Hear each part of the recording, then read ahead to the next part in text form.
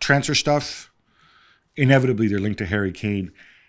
Well, you said there about the center forward thing. Harry Kane obviously would make Manchester United better. Yeah. But is going back to the Ajax model, does Harry Kane fulfill the Haller thing, or does it then force you into a different interpretation, so maybe you spend your 100 million elsewhere? But if we looked at the 2021 Ajax season when Tadic plays as a false nine, which I think Kane when they won the double, yeah, which Kane can do as well, then you could say, oh yeah, he fits that. He's not the Haller type, so it doesn't really fit the 22-23 season, the 21-22 season, but he would fit certainly that kind of role that Tadic had, and actually be maybe better in front of goal even than Tadic was in that season where Tadic was incredible. So I think Ten Hag Kane would work so well in that team. It would be better for Rashford, maybe even better for Anthony. I think it would be. The question is, do you signing. want to spend those resources on Kane at his age? Exactly. I think this is something we're going to be talking about again about this summer. Mason Mount, there's reports that they're already talking to him, £50 million offer. Again, what, in the Eriksen role? Or well, this is the thing. How do you play Eriksen, Casemiro, Bruno, and Mount? I think you have to start alternating them, right? Eriksen is going to be 32. Yeah, true. I think Mount at 50 million, if you can get a reasonable contract, it's almost like you're getting him so that others don't get him, and then he can, he'll be a contributor.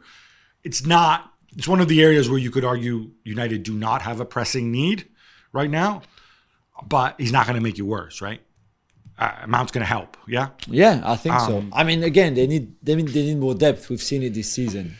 And finally, Raphael Guerreiro is a free agent. Yeah.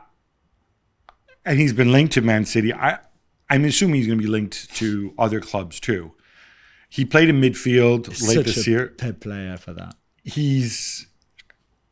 I think he's really good. I know people are like, oh, but his defending. I'm like, you're an attacking fullback, right? Yeah. But I'm just wondering, if you're United, you just extended Dala 5-year deal.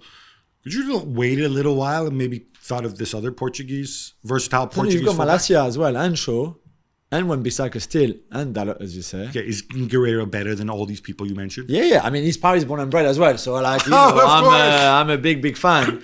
I just think he would be such a pep signing, incredible in midfield. I mean, Kovacic has been linked to them too. Yeah.